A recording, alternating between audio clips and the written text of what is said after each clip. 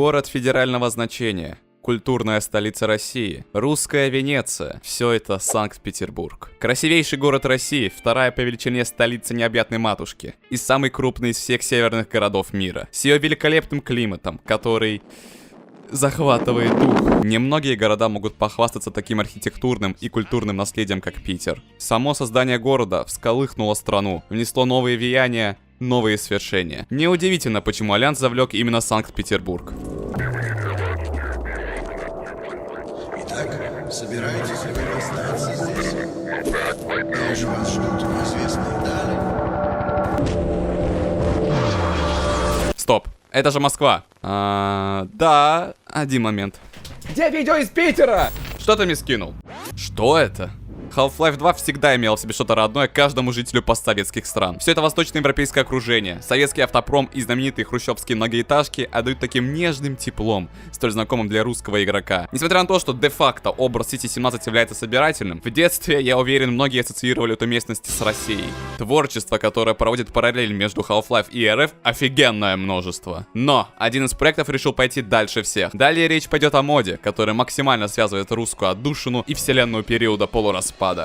И нет, это не очередной карикатурный мод о стереотипной жизни по типу Meanwhile in Russia для первой части, где, играя за типичного работягу Жорика, мы погружались в его рабочие типичные будни. Встречали быдло на скамейках, клеили тянок в электричке, погружались в государственные новости. По словам Папушкина, рекомендовано немедленно эвакуироваться в планету хуям фабатин.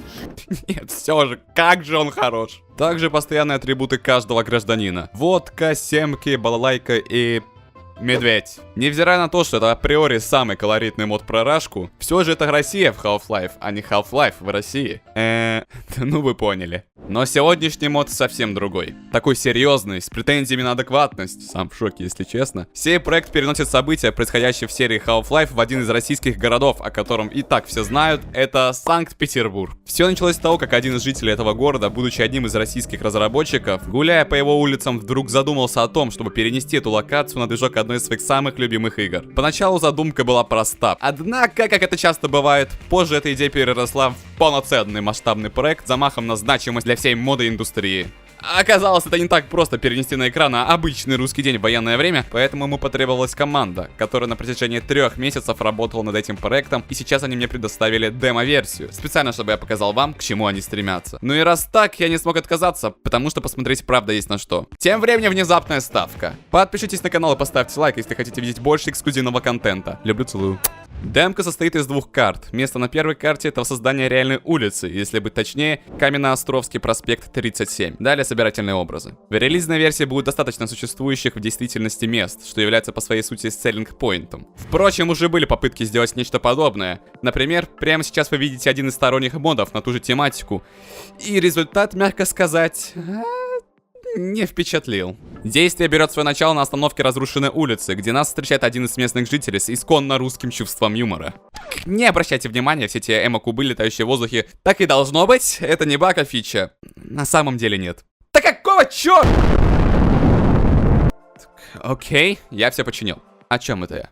Ах, да! Его, кстати, зовут Серега. Сам настоящий мужик, с которым явно весело проводить время. Также нам проводит экспозицию по местным окрестностям. Полезно для тех, кто, например, как я, никогда не был в Питере. Тут он нам показывает, где у них с братанами был штаб. Это на самом деле существующее здание, которое было скопировано, хоть и с упрощенной архитектурой. Все-таки Source. Но если его поискать в гугле, то найдете. А именно, это жилой доходный дом Чубаковых. Тем временем, Сергей нам также не забыл продемонстрировать свой любимый трюк. Проход сквозь текстуры, чтобы в очередной раз доказать, что русские самые изобретательные люди на планете. Но сейчас не об этом. Думаю, самое время сделать модный приговор нашего красавца. Итак, с чего бы начать? Шапка ФК «Зенит», жилет цвета хаки с молнией, армейские брюки и декоративный пояс с отсеками для патронов. Как бы вы оценили его аутфит? По-моему, зашибись. Напишите в комментариях. А от меня 8 из 10. Не хватает балалайки на спине. Вернувшись на улицу, мы в очередной раз можем лицезреть воодушевляющее... нестабильные 40 FPS, которые являются нормальным явлением для открытых локаций, но кроме этого также петербургская телебашня, которая была воссоздана исходя из реального прототипа, существующего в городе. Раз уж вернусь к теме окружения, хочу отдать дань уважения тому, кто все это реконструировал и модернизировал, ибо количество деталей просто восхитительно. Помимо этого тут также есть то, что не свойственно другим модам. Это такая вариативная открытость локаций. Во многие проемы можно пройти, побывать в всяких прилавках, ларьках и надстройках, оценить качественный и смешной, в отличие от моего юмора, юмор, который развешан на стенах этих помещений. А также погонять лысого. Ой. Руки на стол! Прямо сразу успокою самых озабоченных в плане сходства с первоисточником. Неповторимые обоссанные подъезды тут также присутствуют. Мои обязательства обзорщика, которые я сам на себя принял, обязуют меня затронуть геймплей. Ах, так уж и быть. Типичная халва. И это даже не мои слова. Мне их сказал так главный разработчик. Никаких новаторских идей я не заметил, да и на них не делался уклон опять же. Это та самая Half-Life в российском антураже, которую все мы так полюбили. Бегаешь, исследуешь, таскаешь вентили, чтобы открыть ворота, убегаешь от монстров. Про комбайнов, само собой, не забудем. Вы даже время вспоминаете уроки физики и понимаете, что ток — это больно. Что еще? Впрочем, думаю, этого достаточно, чтобы сформировать у вас представление. Вернемся к достопримечательностям мода. Вновь это красивые интерьеры и уличные секции, с любовью перенесенные исторически ценные здания. В конце второй карты на крышах ночью открываются красивые пейзажи на город Сысака. Даже можно заметить знаменитый Исаакиевский собор. А вернувшись сначала, можно лицезреть не менее знаменитый и лицеприятный двор Помойка, на основе которого был сделан здешний двор Помойка. Кажется, пора закругляться.